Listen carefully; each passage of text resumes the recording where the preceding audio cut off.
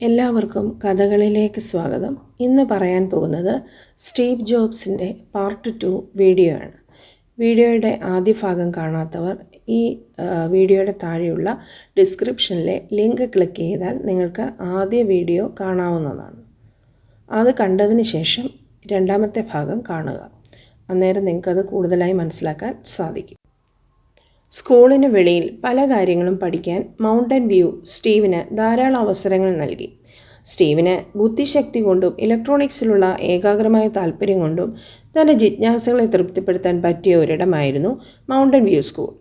Jobs കുടുംബത്തിൻ്റെ അയൽക്കാരും പരിസരങ്ങളും സ്റ്റീവിൻ്റെ വികസനത്തിന് എത്രമാത്രം സ്വാധീനം ചെലുത്തിയെന്നറിയാൻ 1955 സ്റ്റീവ് ജനിച്ചതിന് ശേഷമുള്ള വർഷങ്ങളിലേക്ക് പോകേണ്ടതുണ്ട്. ഈ വർഷമാണ് വില്യം ബ്രാഡ്ഫോർഡ് ഷോക്ലി എന്ന ശാസ്ത്രജ്ഞൻ ജോൺ ബാർഡീൻ, വാൾട്ടർ എച്ച് ബ്രാറ്റെയിൻ എന്നിവരോടൊപ്പം സെമി കണ്ടക്ടറുകളെപ്പറ്റിയും ട്രാൻസിസ്റ്ററുകളെപ്പറ്റിയുമുള്ള അവരുടെ ഗവേഷണത്തിന് ഫിസിക്സിൽ നോബൽ സമ്മാന ജേതാവായത്. ആധുനിക ഇലക്ട്രോണിക് ഉപകരണങ്ങളുടെ അടിസ്ഥാന നിർമ്മാണ ഘടകമാണ് ട്രാൻസിസ്റ്റർ. ട്രാൻസിസ്റ്ററിൻ്റെ കണ്ടുപിടുത്തം ഇലക്ട്രോണിക്സ് മേഖലയെ ആകെ മാറ്റിമറിച്ചു.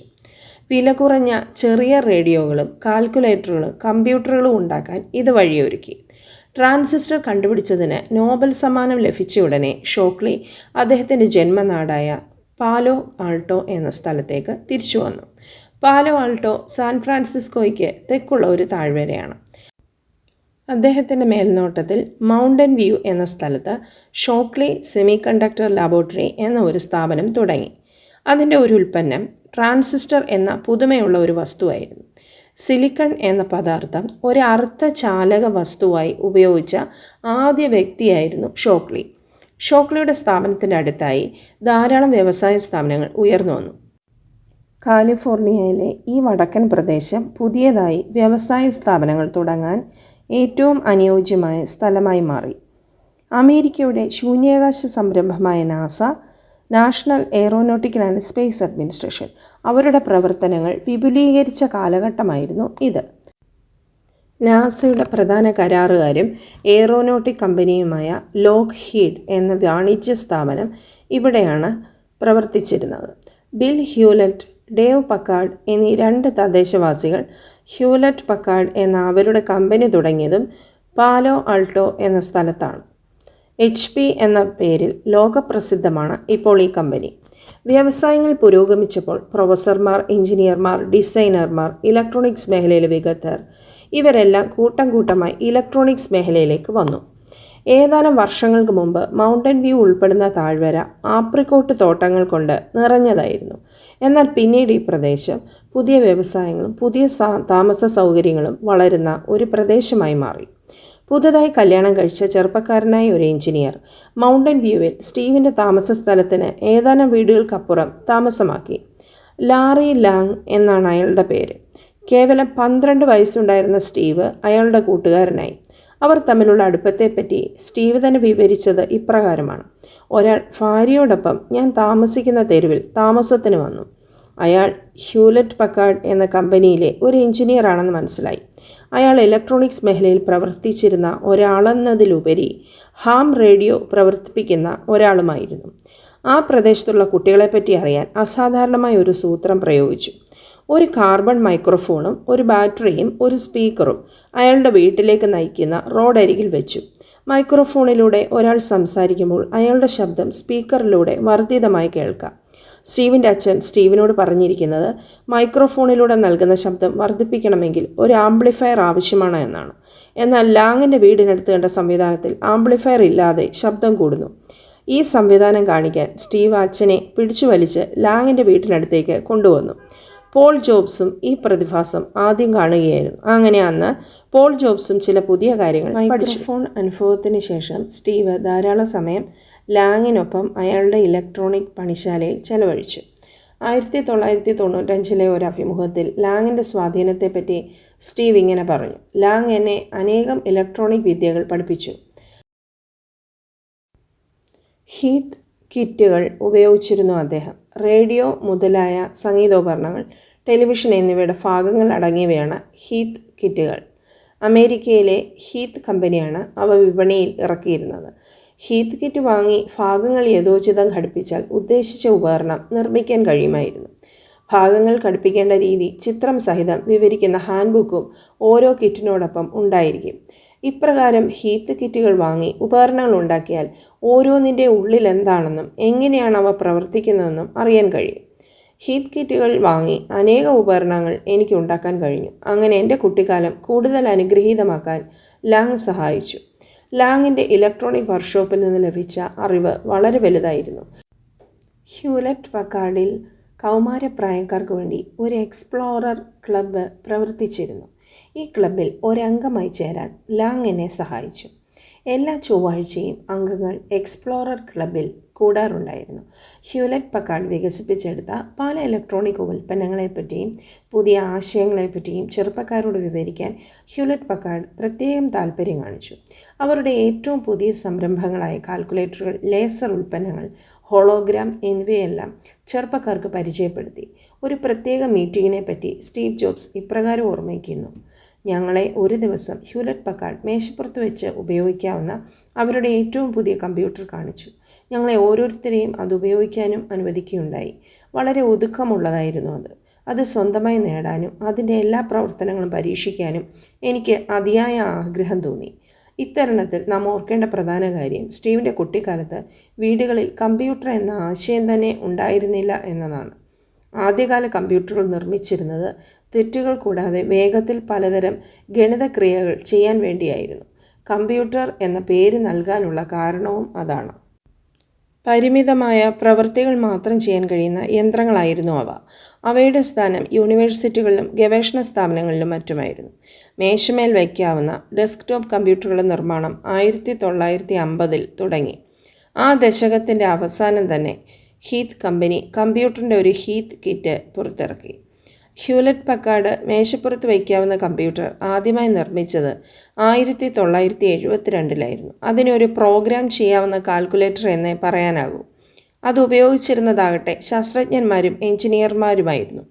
ഈ സന്ദർഭത്തിൽ സ്റ്റീവിനെ അലട്ടിയിരുന്നത് ക്രിറ്റൻഡൻ മിഡിൽ സ്കൂളിലെ പാഠ്യപദ്ധതികളായിരുന്നു. അയാളുടെ 6ാം ക്ലാസ് മുറി ലാറി ലാങ്ങിൻ്റെ ഇലക്ട്രോണിക്സ് വർക്ക്ഷോപ്പ് പോലെയോ ഹ്യൂലറ്റ് പക്കാർഡിൻ്റെ എക്സ്പ്ലോറർ ക്ലബ്ബ് പോലെയോ ആയിരുന്നില്ല. 11 വയസ്സുകാരനായ സ്റ്റീവിന് ഒട്ടും സന്തോഷം ഉണ്ടായിരുന്നില്ല അയാളുടെ പുതിയ സ്കൂൾ. അതിസമർത്ഥൻ എന്ന അംഗീകാരമാണ് സ്റ്റീവിനെ 4ാം ക്ലാസ്സിൽ നിന്ന് നേരിട്ട് 6ാം ക്ലാസ്സിലേക്ക് ഉയർത്തിയത്. എന്നാൽ സ്റ്റീവിനെ മിടുക്കന്മാരായ കുട്ടികൾക്കൊപ്പം ഇരുത്തുന്നതിന് പകരം അവനെ പ്രായം കൂടിയ സാധാരണ കഴിവുകളുള്ളവരുടെ കൂടെയാണ് ഇരുത്തിയത്. പുതിയ സ്കൂളുമായി ഇണങ്ങാൻ ഇതൊരു വിഘാതമായി.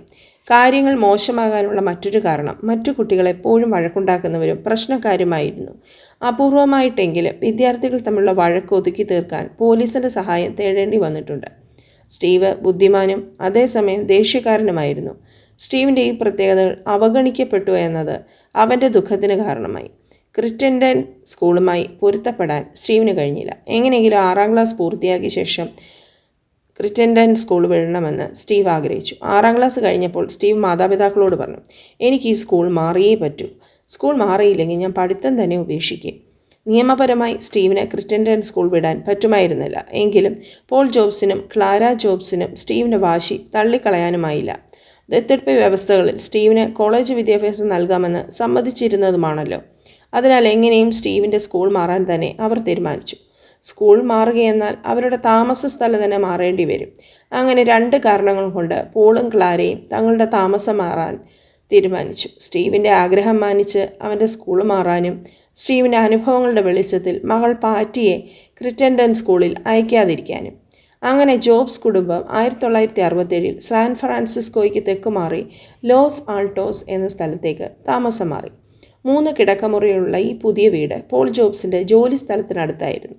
അതിനടുത്ത് തന്നെയുള്ള കൂപ്പർട്ടിനോ സ്കൂളിൽ സ്റ്റീവിനെ ചേർത്തു. കൂപ്പർട്ടിനോ എന്ന സ്ഥലം മൗണ്ടൻ വ്യൂവിനേക്കാൾ ഏറെ അറിയപ്പെടുന്ന സ്കൂളായിരുന്നു.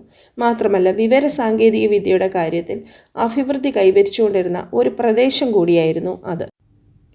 ജോബ്സ് കുടുംബം ലോസ് ആൾട്ടോസിലേക്ക് മാറി 5 വർഷം കഴിഞ്ഞപ്പോൾ ആ പ്രദേശത്തിന് ഒരു പുത്തൻ വിളിപ്പേര് കിട്ടി.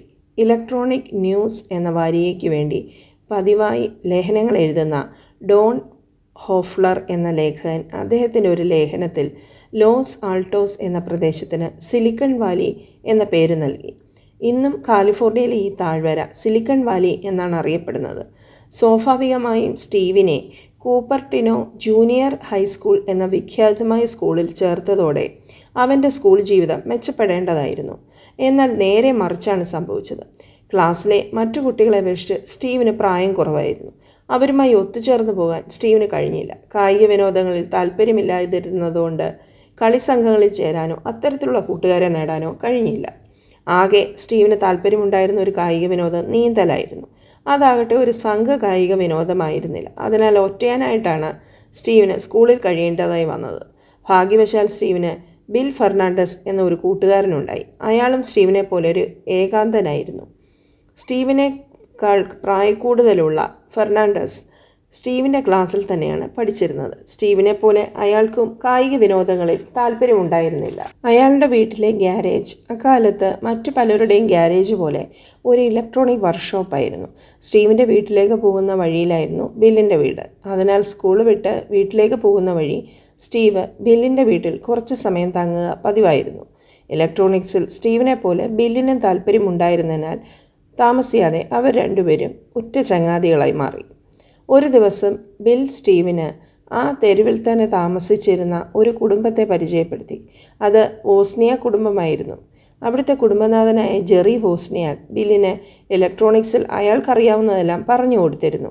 ഇലക്ട്രോണിക്സ് എഞ്ചിനീയർമാരെല്ലാം അവരുടെ അറിവ് കുട്ടികൾക്ക് പകർന്നു കൊടുക്കുന്നത് ലോസ് ആൾട്ടോസിൽ ഒരു പതിവായിരുന്നു. ജെറി വോസ്നിയാക്കിൻ്റെ മൂത്ത പുത്രനെ പറ്റി ബിൽ സ്റ്റീവിനോട് പറഞ്ഞു. അയാൾക്ക് ഇലക്ട്രോണിക്സിൽ അപാരമായ അറിവുണ്ടായിരുന്നു. അയാളുടെ പേരിൻ്റെയും ആദ്യ ഭാഗം സ്റ്റീവ് എന്നായിരുന്നു. Steve Wozniak. 2 സ്റ്റീവുകളും പരിചയപ്പെടുമ്പോൾ വോസ്നിയാക്കിന് 18 വയസ്സ് ഉണ്ടായിരുന്നു. സ്റ്റീവ് ജോബ്സിനേക്കാൾ 6 വയസ്സ് കൂടുതൽ. വോസ് എന്ന വിളിപ്പേരിലാണ് വോസ്നിയാക് വീട്ടിലും കൂട്ടുകാരുടെ ഇടയിലും അറിയപ്പെട്ടിരുന്നത്. ഇലക്ട്രോണിക്സിൽ അഗാധ പരിജ്ഞാനമുണ്ടായിരുന്ന വോസ് കമ്പ്യൂട്ടറുകൾ രൂപകൽപ്പന ചെയ്യുകയും പുതിയ മാതൃകകളുടെ ചിത്രങ്ങൾ സ്റ്റാൻഫോർഡ് യൂണിവേഴ്സിറ്റി ലൈബ്രറിയിൽ പ്രദർശിപ്പിക്കുകയും ചെയ്യാറുണ്ടായിരുന്നു. സ്റ്റീവുമായുള്ള ആദ്യത്തെ കൂടിക്കാഴ്ചയെ വോസ് വിവരിക്കുന്നത് ഇങ്ങനെ: ബില്ലിൻ്റെ വീടിന് മുന്നിലുള്ള റോഡിൻ്റെ നടപ്പാതയുടെ അരികിൽ ഞാനും സ്റ്റീവും കഥകൾ പറഞ്ഞ് വളരെ നേരം ഇരുന്നു. കുസൃതി നിറഞ്ഞ അനുഭവങ്ങളാണ് ഏറിയ കൂറും ഞങ്ങൾ പങ്കിട്ടത്. കൂട്ടത്തിൽ സ്വന്തമായി രൂപകൽപ്പന ചെയ്ത് നിർമ്മിച്ച ഇലക്ട്രോണിക് ഉപകരണങ്ങളെപ്പറ്റിയും സംസാരിച്ചു. ഞങ്ങൾക്ക് തമ്മിൽ പൊതുവായി പലതുമുണ്ടെന്ന് എനിക്ക് മനസ്സിലായി. ഞാൻ തന്നെ രൂപകൽപ്പന ചെയ്ത ഇലക്ട്രോണിക്സ് ഉപകരണങ്ങളെപ്പറ്റി മറ്റുള്ളവരെ പറഞ്ഞ് മനസ്സിലാക്കാൻ എനിക്ക് പ്രാഗൽഭ്യം കുറവായിരുന്നു. സ്റ്റീവിനാകട്ടെ രൂപം കൊടുത്ത ഉപകരണങ്ങളെപ്പറ്റി സംസാരിക്കാൻ അപാരമായ കഴിവായിരുന്നു. എനിക്ക് അവനെ വളരെയധികം ഇഷ്ടപ്പെട്ടു. മെലിഞ്ഞ് സുന്ദരനും ഊർജ്ജസ്വലനുമായ ഒരു കുട്ടിയായിരുന്നു സ്റ്റീവ്. ബില്ലും സ്റ്റീവും ലേസർ രശ്മികളെപ്പറ്റിയാണ് ഇപ്പോൾ മനസ്സിലാക്കാൻ ശ്രമിക്കുന്നത്. ലേസർ രശ്മികളെ കണ്ണാടിയിൽ പ്രതിബിംബിച്ച് അതിൻ്റെ ദൃശ്യങ്ങൾ ചുമരിൽ പ്രതിബിംബിക്കുന്നത് അവരുടെ ഒരു വിനോദമായിരുന്നു. നേരത്തെ സൂചിപ്പിച്ച ഹ്യൂലറ്റ് പക്കാർഡിൻ്റെ എക്സ്പ്ലോറർ ക്ലബിൽ പോകുന്നത് സ്റ്റീവ് തുടർന്നു. സ്റ്റീവിന് ഇപ്പോൾ 12 വയസ്സ് കഴിഞ്ഞതേ ഉള്ളൂ. ഫ്രീക്വൻസി കൗണ്ടർ എന്ന ഉപകരണം ഉണ്ടാക്കാൻ ഒരു ദിവസം സ്റ്റീവ് തീരുമാനിച്ചു. ഒരു വൈദ്യുത പ്രവാഹ പരിക്രമണത്തിൽ വൈദ്യുത പ്രവാഹത്തിൻ്റെ ആവർത്തനം അളക്കുന്ന ഉപകരണമാണ് ഫ്രീക്വൻസി കൗണ്ടർ. അത് ഉണ്ടാക്കി തുടങ്ങിയപ്പോഴാണ് സ്റ്റീവിന് മനസ്സിലാക്കിയത് വളരെ സൂക്ഷ്മമായി ചില പ്രത്യേക ഭാഗങ്ങൾ ഇതിൻ്റെ നിർമ്മിതിക്ക് ആവശ്യമുണ്ടെന്ന്. അടുത്തതായി അയാൾ ചെയ്തത് ധീരവും അസാധാരണവുമായിരുന്നു. സ്റ്റീവിൻ്റെ തന്നെ വാക്കുകളിൽ: ഞാൻ ഫോൺ എടുത്ത് ബിൽ ഹ്യൂലറ്റിനെ വിളിച്ചു. അദ്ദേഹത്തിൻ്റെ ഫോൺ നമ്പർ പാലോ ആൾട്ടോ ഫോൺ ബുക്കിലുണ്ടായിരുന്നു. അദ്ദേഹം എൻ്റെ ചോദ്യങ്ങൾക്ക് അനുഭാവപൂർവ്വം മറുപടി നൽകി. ഞങ്ങളുടെ സംഭാഷണം ഏകദേശം 20 മിനിറ്റ് നീണ്ടു നിന്നു. എന്നെ അദ്ദേഹത്തിന് അറിയാമായിരുന്നില്ല. എന്നാൽ സംസാരം അവസാനിച്ചപ്പോൾ എനിക്ക് ആവശ്യമായ പ്രത്യേക ഭാഗങ്ങൾ തരാമെന്ന് അദ്ദേഹം സമ്മതിച്ചു. മാത്രമല്ല, ഫ്രീക്വൻസി കൗണ്ടർ എന്ന ഉപകരണം ഹ്യൂലറ്റ് പക്കാർഡ് നിർമ്മിക്കാമെന്നും അതിൽ ജോലി ചെയ്യാൻ അവസരം നൽകാമെന്നും അദ്ദേഹം സമ്മതിച്ചു. സ്കൂൾ സമയം കഴിഞ്ഞാൽ ഞാൻ ഹ്യൂലറ്റ് പക്കാർഡിൽ ജോലി ചെയ്യാൻ തുടങ്ങി. യന്ത്രഭാഗങ്ങൾ കൂട്ടിച്ചേർക്കുന്ന ജോലി എൻ്റെ പ്രായത്തെ അപേക്ഷിച്ച് വളരെ ഭാരിച്ചതാണ്. എന്നാൽ ഓരോ ബോൾട്ടും മുറുക്കുമ്പോൾ ഞാൻ സ്വർഗത്തിലാണെന്ന തോന്നലുണ്ടായി. സ്റ്റീവ് ജോബ്സ് ഒരിക്കൽ പറഞ്ഞതാണ്: നിങ്ങളുടെ കാര്യക്ഷമത കണ്ടാണ് ആളുകൾ നിങ്ങളെ വിലയിരുത്തുന്നത്. അതുകൊണ്ട് പ്രവർത്തന ഫലത്തിൽ ശ്രദ്ധ കേന്ദ്രീകരിക്കുക. സ്റ്റീവിൻ്റെ ഉന്നത വിദ്യാഭ്യാസം തുടങ്ങിയത് 1968 ഹോംസ്റ്റഡ് ഹൈസ്കൂളിലാണ്. അമേരിക്കയിൽ വലിയ സാമൂഹിക, സാംസ്കാരിക, രാഷ്ട്രീയ പരിവർത്തനങ്ങളുടെ ഒരു കാലഘട്ടമായിരുന്നു അത്. പൗരാവകാശ നേതാവ് Martin Luther King American president സ്ഥാനാർത്ഥിയും മുൻ പ്രസിഡന്റ് ജോൺ എഫ് കെന്നഡിയുടെ സഹോദരനുമായ റോബർട്ട് കെന്നഡി എന്നിവർ വധിക്കപ്പെട്ടതും ആ സമയത്താണ്.